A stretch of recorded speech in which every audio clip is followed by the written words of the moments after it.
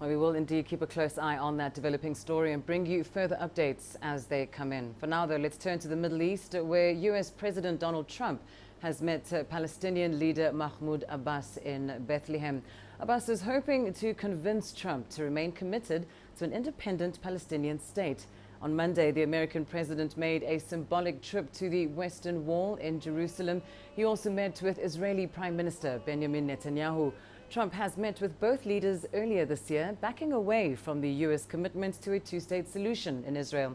He says he's prepared to support a single state if it leads to peace.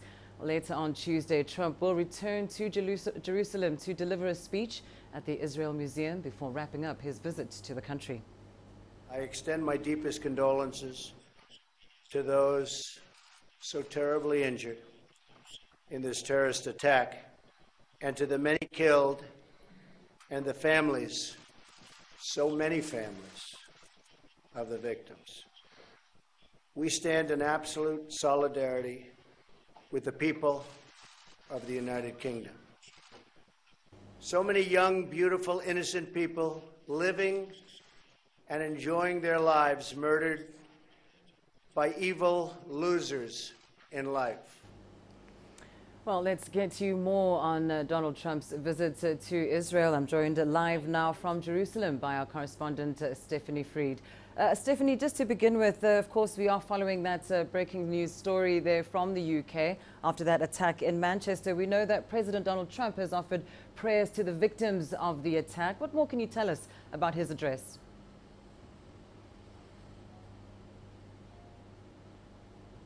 Well, of course, we heard his message of solidarity and his message calling the perpetrator or perpetrators losers. And he stuck to that. He pointed out why he was calling them losers. He said to term them as monsters may be construed as a compliment on the side of people who would carry out such atrocities, and that from now on, that's how he's going to refer to extremists as evil losers, he said, because that's what they are. In terms of his visit to Bethlehem, his meeting with Palestinian President Mahmoud Abbas, the two issued statements afterwards. There's really nothing new that we're hearing. And you mentioned the two-state solution again, certainly on the Palestinian front and on the front of those wishing to push a peace process forward between the two sides. There was hope that they would hear from President Trump something about a two-state solution, which talks about an independent Palestinian state beside the state of Israel. He hasn't done that yet, which leaves wide open questions of what is his plan, what is his idea or vision for peace between the sides. Yes, he has said rather boldly that he thinks he can get it done, meaning get the sides together in a peace agreement. What that vision will look like, we don't know yet. Perhaps in his speech within another hour at Israel's museum, we will find out. But right now, it's a little bit uncertain. And indeed, as you say, we're not quite sure what may come ahead, but the visit is not quite done. Just take us through what is still on the agenda.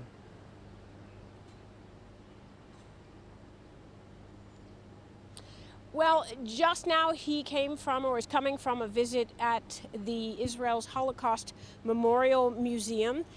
He's laying a wreath there. After that, again, he'll be delivering a speech. It's a public speech at a museum, a central museum in Jerusalem.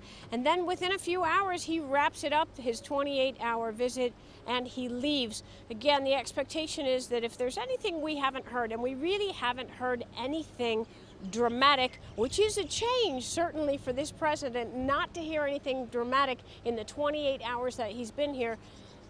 All eyes are on that address and whether we will hear something that's going to happen within the coming hour. So again, all eyes are on that address to wait and see what he has to say. Indeed. Well, thank you so much, Stephanie Freed, live for us there in Jerusalem.